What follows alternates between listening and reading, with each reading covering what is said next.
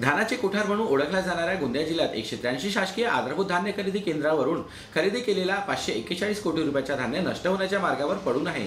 याला कारण म्हणजे गोंदिया जिल्ह्यातील राईस मिलर संघटनेने आपल्या विविध मागण्यांसाठी धान्य भरडाई बंद करून ठेवली आहे। मागील 6 महिन्यापासून खरेदी केलेला 24,77,996 क्विंटल धान्य भरडाई न झाल्याने खरीप हंगामात खरेदी केलेला धान्य नष्ट होण्याच्या मार्गावर आहे।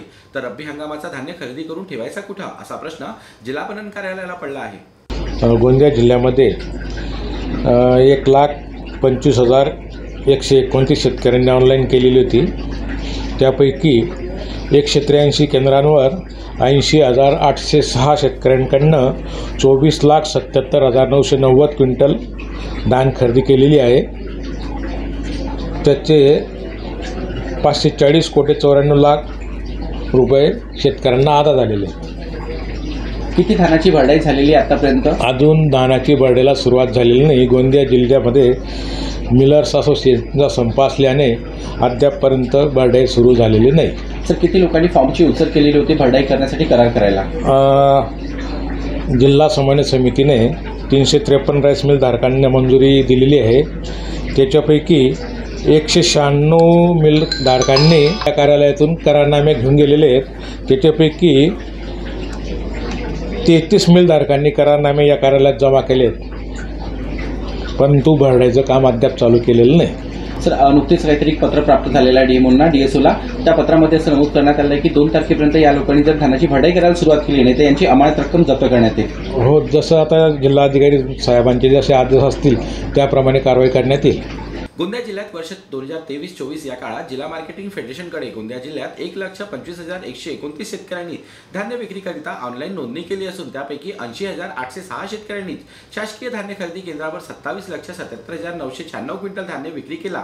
या धानाचे 540 कोटी 94,53,076 रुपये शेतकऱ्यांना अदा करण्यात आले असून खरेदी केलेला धान्य गोदामात तसेच उघड्यावर पडून आहे। तर जिल्हा मार्केटिंग फेडरेशनकडे गोंदिया जिल्ह्यातील 353 राईस मिलर्सपैकी 196 राईस मिलरने धान्य भरडाई करण्यासाठी करार फॉर्मची उचल केली होती। त्यापैकी 33 राईस मिलरने धान्य भरडाईचा करार जिल्हा मार्केटिंग फेडरेशनकडे जमा केला असून धान्य भरडाई सुद्धा केली नसल्याने पणन विभागाने 15 एप्रिल 2024ला गोंदिया जिल्ह्यातील राईस मिलर सोबत व्हिडिओ कॉन्फरन्सिंगद्वारे मीटिंग घेत धान्य भरडाई करण्यासाठी विनंती केली। मात्र राईस मिलर आपल्या मागण्यावर अडून असल्याने धान्य भरडाईचा मार्ग निघाला नाही। तर काय आहेत राईस मिलरच्या मागण्या पाहूया। 150 रुपये क्विंटल प्रमाणे भरडाई दर द्यावे, हमाली दर वाढवून द्यावे, वाहतूक दरात वाढ करावी यासह अन्य मागण्यांना घेऊन राईस मिलर धान्य भरडाई करण्यात तयार नसून जोपर्यंत मागण्या मान्य होणार नाही तोपर्यंत धान्य भरडाई करणार नाही असा पवित्रा राईस मिलर असोसिएशनने घेतला आहे। प्रथम मांग है कि हमको 150 रुपये मिलिंग रेट होना, और या आप ट्रायल मिलिंग करा लो कि इसमें कितना नुकसान होता है, वो नुकसान की भरपाई और जो भी आपको हमारे को मिलिंग के पैसे यानी हमारे को जो हमारी मजदूरी के पैसे देना है वो दे दीजिए। ट्रायल मिलिंग की हम लगातार मांग कर रहे हैं, ट्रायल मिलिंग की मांग पूरी नहीं हो रही। प्रमुख वही है, ट्रांसपोर्टेशन रेट हमारे 20-21 तक जो मिल रहे थे नॉर्मल कोर्स में, उसमें भी हमको नुकसान होता था। वो ट्रांसपोर्ट 20-21 के रेट में 21-22 में उन्होंने 40% कम कर दिया। क्या लगता है आपको, अभी रबी का धान अभी काटाई में आ गया है, मिलिंग के लिए भी आएगा, तो ऐसे समय में वो धान कहाँ रखा जाएगा? क्योंकि पहले की गोडाउन से अभी तक माल नहीं उठाया गया है और जो घट भी आने वाली है उसका भी भुगतान अभी करना पड़ेगा। इसका भी सबसे बड़ा नुकसान ही अभी जो एग्जिस्टिंग में जितना धान है ना, इस धान का तो ये अगर हमें आश्वासन और अच्छे आदेश करते हैं पुराने सालों के, हमारे पेमेंट रिलीज़ होने की संभावना बनती है तो हम भी बैंक गारंटी बनाने की हमारे पास भी तो रुपया होना ना, बैंक गारंटी बनाने के लिए बैंकों को रुपया देना पड़ता है। इन्होंने खरीदी 2183 रुपये की धान किया और 3000 रुपये क्विंटल से हम बैंक गारंटी मांगते हैं, तो हमको तो पैसा लगेगा।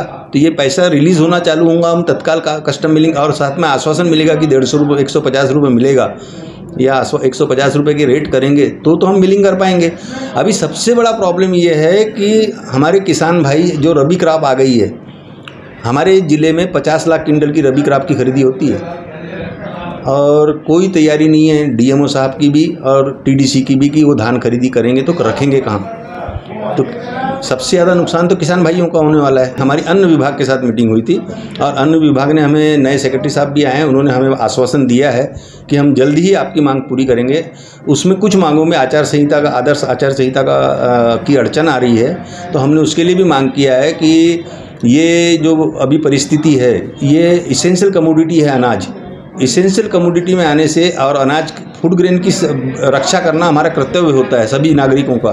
तो हमने उनसे मांग किया है कि आप एक्सेप्शनल केस के अंदर देश में आचार संहिता के रहते भी चीफ सेक्रेटरी, चीफ मिनिस्टर आदेश कर सकते हैं। ऐसे एक्सेप्शनल केस गिन करके ऐसे आदेश कीजिए जिससे मिलर के पास रुपया, उनको उन्हीं का रुपया है मिलर का जो आपके पास फंसा हुआ है, वो उनको रिलीज़ होना चालू हो तो वो मिलिंग करेंगे।